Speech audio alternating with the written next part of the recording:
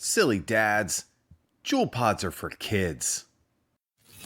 Just want to finish these chats with Dad. Dad, I just want to chat with you some more. Welcome to another episode of Dad Chat. Dad stuff, okay? For everything dads need to know about business, life, news, and doing everything they need to do to take over the world. Take over the world. And still get home in time for dinner. Time for dinner, sweetie. With your hosts, Greg Roulette and Matthew Goldfarb. I like when like things start coming together, you know, and it seems like it happens in like spurts, never a steady flow. It's always like feast and famine, like in this world. Always. And that's why, like, you know, you just got to be able to flow with it. And like, you know, my first inclination is to go, oh, shit. I get overwhelmed for about 3 minutes. And then I just go, all right, let's just organize and get things going. And yeah, that's just the way this game, it's the way this game works. Well, let's get into some dad chat. Let's start with some really cool news.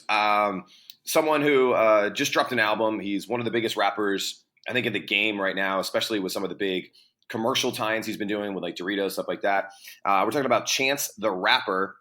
And the big headline here is that he postpones his tour for paternity leave. And this is something I think that's actually really cool, is someone making that decision to say, you know what, like they're only, you know, a week old, 2 weeks old, 3 weeks old, a month old, you know, for so long. And having just celebrated my last first birthday, unless there's some unexpected little people that show up in my life, but we're hoping we're good with the three.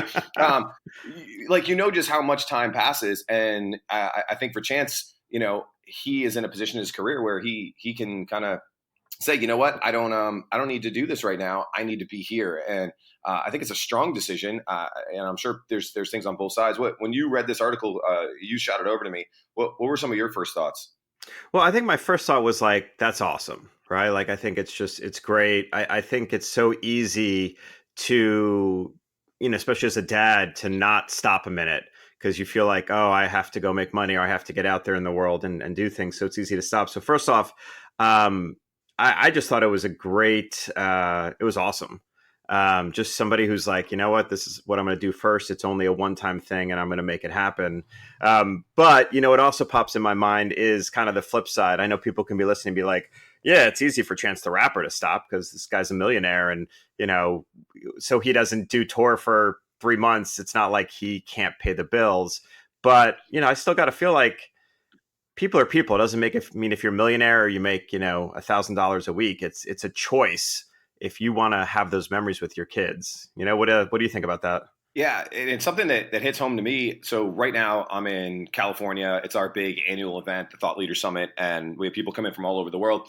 I've actually missed this event twice. And it's our big annual event. It's actually where we generate the majority of our revenue for the upcoming year. And I remember last year, it was Ashton's due date, and I probably could have come to California on like a 6 a.m. flight, got to California at 8, been on stage at 10 o'clock, spoke, did my deal, made some sales, and been home that evening. And, you know, but I said, there's no way in hell I'm doing that, right? Like not even close. A, my wife wouldn't let me do that. But B, like the decision for me is like family first. And I'm not probably in Chance's position where I'm getting $1 million endorsement deals and things like that.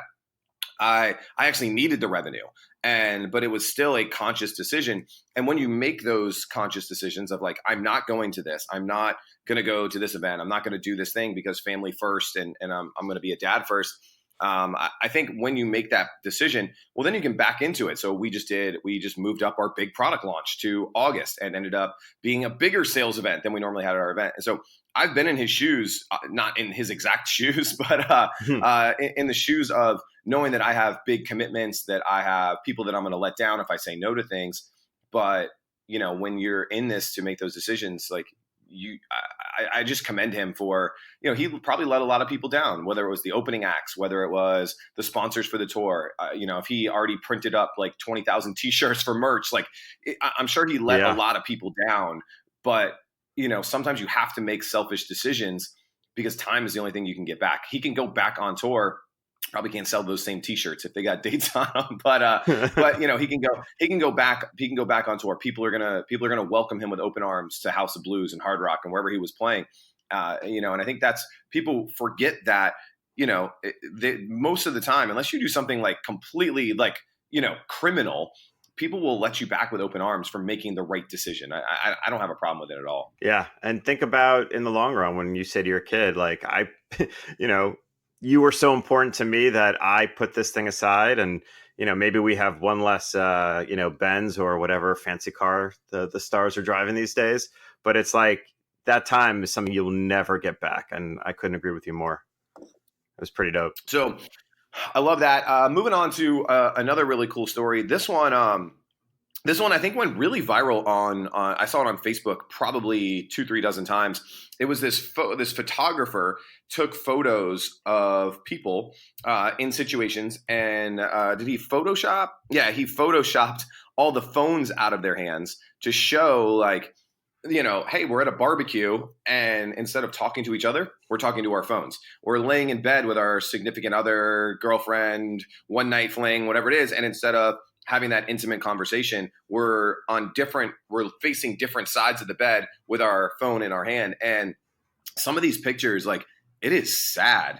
You know, some of this, like, there's one, a woman is sitting in a man's lap, you know, in this really nice setting. It looks like they're, you know, at like a I don't know, like a really cool mountain home or something like that. And again, instead of having a conversation with each other, they got phones in their hands. So, man, these photos just show how not present people are these days, that we are living in this world. And, you know, when you think about crazy stuff like virtual reality and, you know, putting on headsets and stuff, like, we are disconnected from each other, and it's kind of sad. Did you get a chance to look at some of those photos? Yeah. It's it's so ridiculous because, you know, half the time when you're on your phone and you're on social media, you're talking to people about the things that you want to be doing. Or so many times, like, if I'm not with a significant other, all I'm talking about is with them about wanting to be with them. And then when I finally get to be with them, I'm not. It's just ludicrous. And I think you're right. I think we've gotten so used to just, it's like a drug. And, you know, the reality is like, there's so much, you know, without sounding cheesy, there's just beauty in all these things. And it's like, if you're in a beautiful location, put the damn phone down, you know, make a mental memory. You know, those are things that are 10 times more important. And God forbid you don't have 37 pictures to show your friends, but you have a great story. It's absolutely crazy. And, you know, it makes me think back, you know, for the first 25 years of my life, I didn't have a cell phone. I didn't take pictures everywhere. I had to take, you know, those cameras and get it photographed. I was 10 times more present. And so it's just like people wake up and just, you know, I start to feel like an old man when I say that, but these kids in their fandangled toys, you know, it's just, yeah, like you said, it's just, it's like, just put it down, enjoy life for 5 minutes. It's like, there's no replicating an actual experience with a human being or being out facing nature or whatever. I think one of the things that especially if you're an entrepreneur, if you're a freelancer, if you're someone who uses your phone for business, use your phone for business, right? One of my mentors, friends, Craig Ballantyne, always calls it, if you're a business owner, entrepreneur, it should be business media, not social media, right? That, you know, if you need to go on there because you're posting a picture, because that's how you generate business and get attention, and you're running ads and you're doing things like you're using it to progress your business, go ahead and use it when you need to. But it's the endless and mindless scrolling that, you know, is just, it's turning us into like zombie brains. And I think it's really, really scary. I was talking to a really big Facebook advertiser, and he has a direct rep at Facebook. And she was saying that the average American scrolls the length of the Statue of Liberty every single day. Think about that. Statue of Liberty is really freaking big, man. Like, that thing is freaking huge. And you're scrolling that much every single day. And if you're doing it just for the hit of, you know, endorphins and dopamine to see the next story, or the FOMO, and you don't like, what are you doing? And the other side of the argument is that if they weren't scrolling on their phone, they'd just be flipping channels. Right? It's just a way to zone out. It's just a way to turn off at the end of the day. It's just moved from the TV to the phone. You know, I think there's some truth to that we all have this escapism. We want to escape, but I think we got to find better. We just need to fill our lives with better activities so that we don't have all that dead time. I mean, just think about that though, right? Like, I don't know how many, if you took the amount of words, if like, you know, if you mapped out the Statue of Liberty, the amount of words on a page, like, think about how many cool books you could be reading, or, just if, for me as a writer, if I'd spent all that time writing, like what I would accomplish versus doing that. It's scary how much time we waste. And also there's been studies that social media tends to make us depressed because we tend that FOMO, and, we compare and we see all these things that aren't even realistic. And so we start beating ourselves up for what we're not doing. And it's like, just think of all the better uses of our time. And I think definitely when you're in your 20s and 30s, you don't realize it. But, I'm an old man at 42, and it's like, I see times flying by quickly. And so I'm like, I have to be really critical on how I'm spending my time. And if I look at stuff and I see things and it's just making me feel bad at myself, I don't want to waste that time. I'd rather find things that are going to build me up versus just make me feel like less than. So I think the hard thing is actually finding things that you want to do to fill that time, right? And it's something I speak on this a lot lately, is that, so like when you're in college, right? And this is a long ways away from both me and you these days, but like when you're in college, you're like, you go to class from like 8 o'clock to, let's call it noon, because you only take like 1 or 2 classes a day. Then you have some lunch, you probably work a part-time job. Then you play like intramural basketball. Then you go to the frat house and you do some activities. Then you go out to the bar that night. Then the next day you have like another different activity and you're volunteering, and like you have like 87 things that consume your time. And you look back at all the things you used to do in college and replicate college with whatever, younger experience you had. Then you graduate, you get that piece of paper, you get your first job, and you get home at 5 o'clock, and you don't do any of that crap anymore. You don't have any extracurricular activities. And I think as adults, as dads, we need to find those things that we enjoy that pass our time. Take up, go play some pickup basketball at the YMCA or the LA Fitness. Like go, like for me, like I do weird stuff. Like I do archery, and I train like Ninja Warrior stuff, and like I do some weird shit. But like I found hobbies and activities that fill the time. And then obviously if you can find things that you can also do with your kids, even better. Like right now, Ryder's super into comic books. So, one thing we love on Saturdays is we go to like these vintage comic book stores. And like, it's like, for me, I'm a musician. So I used to go to the record store and I would spend an entire day there just digging through crates and find. But now I get to do that like with comic books, like, oh, check out this cool Spider-Man where he's fighting Green Goblin and this and that, and the first appearance of the Silver Surfer and yada, yada. But I think most people, they don't have these hobbies, and you need to go seek them out and find things that, and it doesn't have to be something crazy. Like go for a freaking walk. Like you said, read a book, write, if you wanted to write a book, spend 20 minutes every day writing a book, and you'll be amazed at when you take the focus away from the mindless, aimless scrolling and you actually do something positive for yourself. Your health gets better, your mental health gets better, your focus gets better, your presence gets, like everything improves. I can rant on this shit all day, man. But obviously, it's something. And I think that's one of the reasons why I wanted to do this podcast, was to tell people, like, if you say you want a better life, it's on you. Like, you got to go do something. Like, you gotta.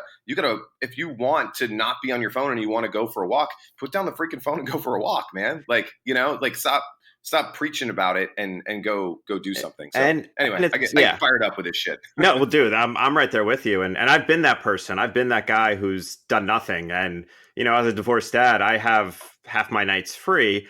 And there's a lot of times for a while where all I did was like watch TV or just eat or just do something mindless. And at some point I woke up and I'm like, oh my God, I've gained 30 pounds and, I'm bored out of my mind, and the dog's sitting there listless. And I'm like, I need to make use of the time that I got.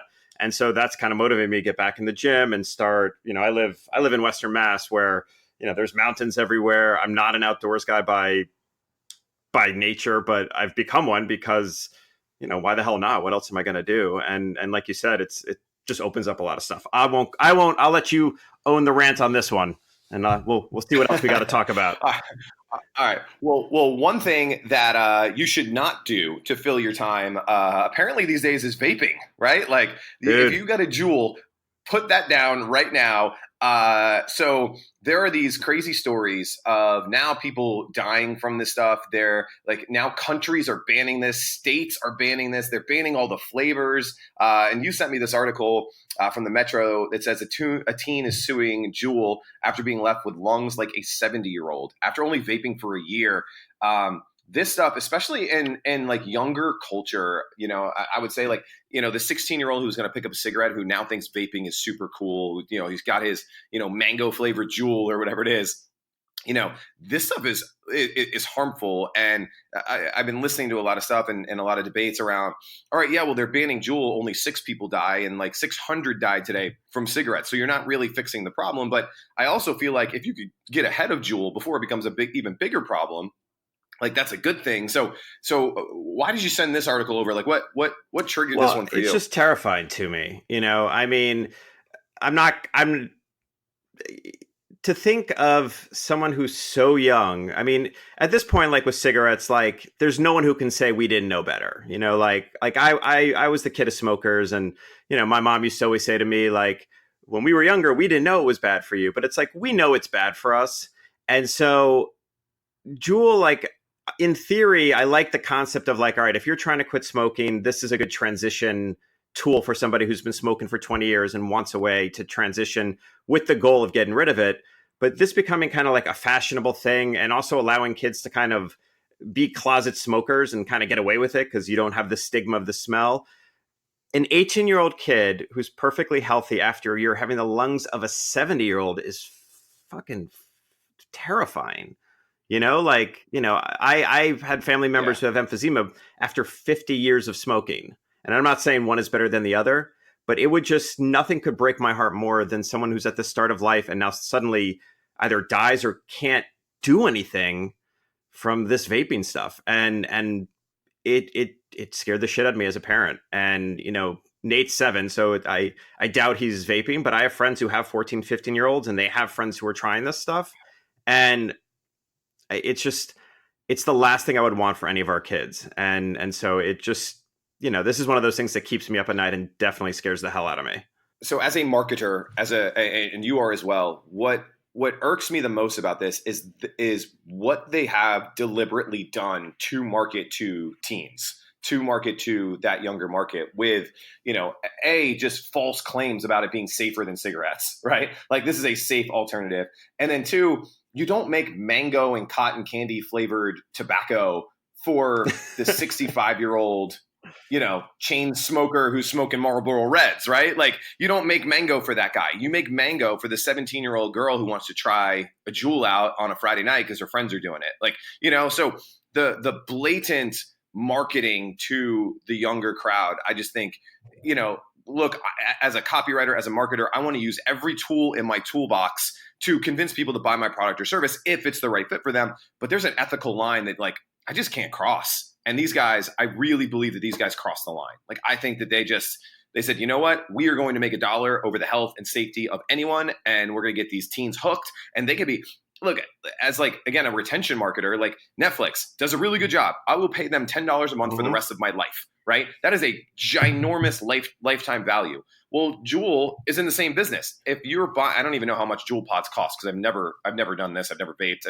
But like, let's just say, I don't know a number. Let's say $20 a week they're spending in this, $10 a week. And you're going to be now a smoker for 30, 40, 50, 60 years. That lifetime value is through the freaking roof. And so now they're going out to investors saying, all right, we just got, Sally and Susie, these 16-year-olds, and, they're spending $10. Like, so now their valuation, like these guys are raising hundreds of millions of dollars, billions of dollars in valuation.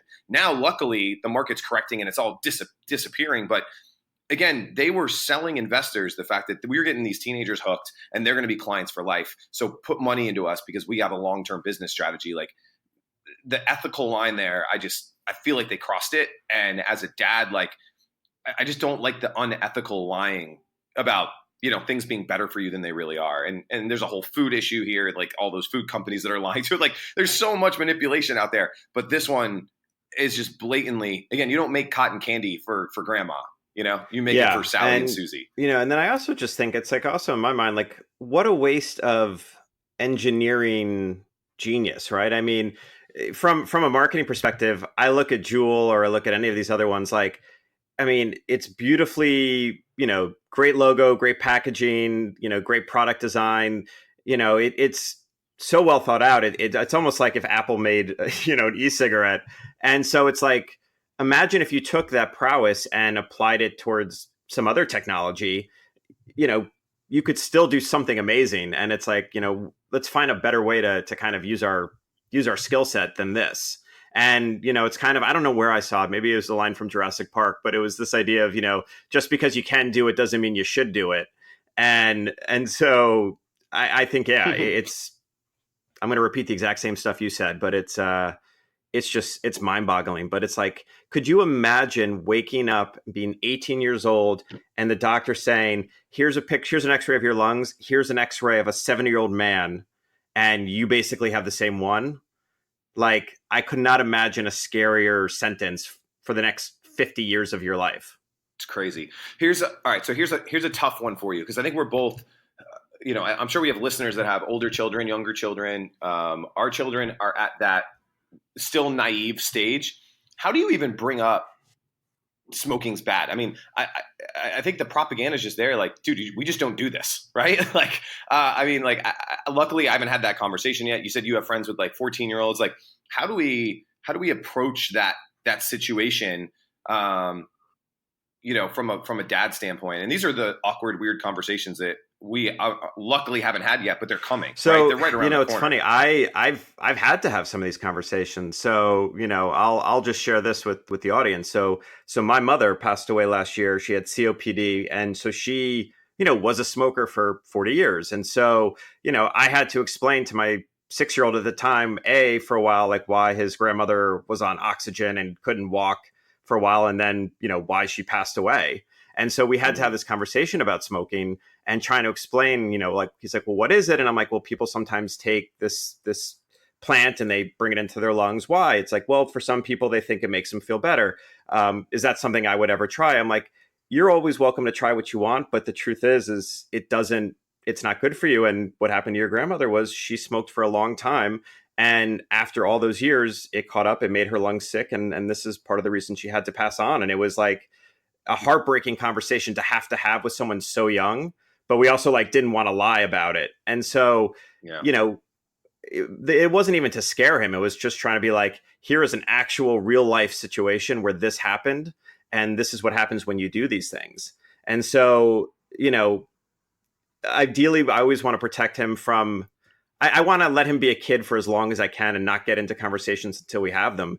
But, it came up because we had to explain, this is what happened. And this is, the consequences of it. So, hopefully no one else has to go through that. But, it gets younger and younger. Yeah. My friend, she's got 14-year-old twins. And, she basically told me that one of her girls was at a party and the kids were vaping. She tried it. She hated it. Which is good. But she's like, I wanted to try and see what it was like. She's like, I didn't like it and I don't want to do it. And God bless that relationship that the girl could tell her mom. But really, it's all about having that communication with your kids and being open and honest when appropriate. I don't think we need to get into crack cocaine with our 7-year-olds just yet. But at least I hope. But yeah, I mean, that's kind of how we had to talk about it. What I hope Nate gets out of it is the same thing I got out of it when I was younger. So my grandma was a big smoker. And I remember these mental pictures of me when I would stay at her house for a weekend or whatever. And I would throw away like cartons of cigarettes. And she would get so mad and livid at me. And I'm like, why are you killing yourself? Like, why are you? And as weird as whatever those moments when I don't know how old I was, 5, 6, 7, 10 years old, but those mental images of cigarettes are bad. My grandma does it and it's disgusting. It's gross. It makes her breath smell bad, like all those, but like those mental images, I've never picked up a cigarette in my entire life. And it's because of those mental images. And so, I want no one to go through what you went through with your mom. And I know how difficult that was for you, but hopefully Nate sees that mental picture when he's 17 years old and someone's like, hey, do you want a cigarette? And he has that mental picture in his head of like, I remember grandma laying in bed and that was bad. Like, again, it's not trying to make, roses out of a bad situation, but those mental pictures as a kid, I think really do stick with you. And hopefully it does in a positive way so that he makes the right decisions. And it always worked for me, which is, like I still have my vices like everybody else, but cigarettes just never happened to be one of them because of those mental pictures when I was 5, 6, 7 years old and seeing my grandma and, I remember the stink on her breath and she would just go to here in Florida, we have like the Indian reservations. So like you get like tax-free on cigarettes and tobacco and stuff like that. It's like, I guess, reparations for being bad people to the Native Americans. So you get no taxes on cigarettes. And she would just go buy cartons after cartons, but that mental picture stopped me from ever doing that. And we're not always rational people, but that for whatever reason that worked for me, and maybe some good will come of that. There definitely good comes out of it. I always think that out of tragedy or just shitty things that happen, if you can learn from it, then it's not worth it, but it helps in the long run. And you've definitely brought up a point that in a future episode, I think we have to go deeper into your personal vices, because I think everybody wants to know about them. I'm sure, especially your wife. They do. All right. Yeah, exactly. All right. Moving on. Next story. All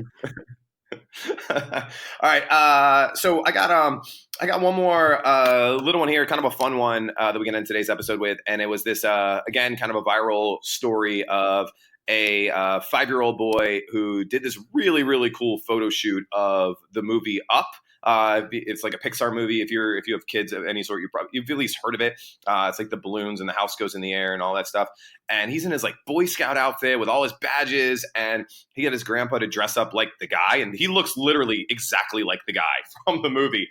And it is just like, it is the cutest, coolest thing. And I think it goes kind of into the theme of what we're saying with like time and all these things, is just creating these moments, especially with your grandparents. You don't know how long they're going to be here. You don't know how much time you have left with them. And it's really easy, for someone like myself when I'm busy to be like, sorry, Gramp, we can't hang out this weekend because we got this, this, and this. Or I'm just lazy and don't want to make the 3-hour drive to South Florida, or, whatever. But whatever the excuse is, grandparents are easy to, pass off. We'll just see at Christmas, or but this kid, and I'm sure his mom and everything had a hand in it and all that. But these photos are, and we'll link to it in the show notes. Really, really cool to let your kids create these moments with their grandparents. I just thought it was really special. Even like little, as lame as it is, like tear to my eye coming just talking about this stuff, because you don't know how long you got. Like my mom's now passed away. Your mom has as well. Like they don't get any more moments with those grandparents. So I think, again, making both the kid and the grandparent feel special is something that we need to. Yeah. Well, and another piece too that's fascinating about the story is I think the mom, I don't know. I think it was the mom. She basically was saying that right after her kid was born, they're actually twins. She actually had a cancer diagnosis. And so she didn't even, she had thought that she wasn't even going to make it there. So there's even that extra element of like, not only did I survive to be a part of this, not only did I get these amazing pictures, but I didn't even know I was going to be there for this. And so it is those moments that like when you look back on and you're like, holy shit, look at this. It's adorable. It's beautiful. And it's just, it's touching, and it's heart affirming. And it's like, for me, I love these stories, man, because 99% of the news is just shit. And it's just like, here's how the planet's dying. Here's how our president is doing something. And here's how the government's not responding. And, here's a local thing that's just terrible. And then you see these just little moments that are heart affirming. And you realize that it's like, even with all the bad stuff going on in the world, like you find ways to make your life special, and you find those moments because, like you said, it's like we could get hit by a car tomorrow, something bad could happen. And that's how you create a legacy. It's not always just in your business. Like, I want to be remembered for being a great writer or whatever, but it's like, I want my kid to remember these moments and these things that we did together that you can't manufacture, you can't create. You either have them or you don't. Mic dropped. You nailed it, man. Yeah, exactly. All of these stories from this week, you can find them in the show notes. If you find a really cool story, you think something that you love to banter about, chat about, make sure you send it to either Matt or myself. Send it via the social medias or the emails. And, we'd love to talk about it here. Anything entrepreneurship, business, personal development, productivity, just really cool dad stories out there. We'd love to get some inspiration from you guys as you're listening to this, and give us some feedback. Do you like what we're talking about? Want to see something more in a different area? We're really creating the show on the fly because it's something that I think both Matt and I wanted, which is, relevant news in business, in work, in life for dads who want to, still take over the world, who still have ambitions of their own, but they just want to get home in time for dinner because they want that quality time with their kids. So if you're liking what you're hearing, tell us on social media, leave a good old review on the good old iTunes. We'd appreciate it. And we'll see you guys next week. Thanks, Matt.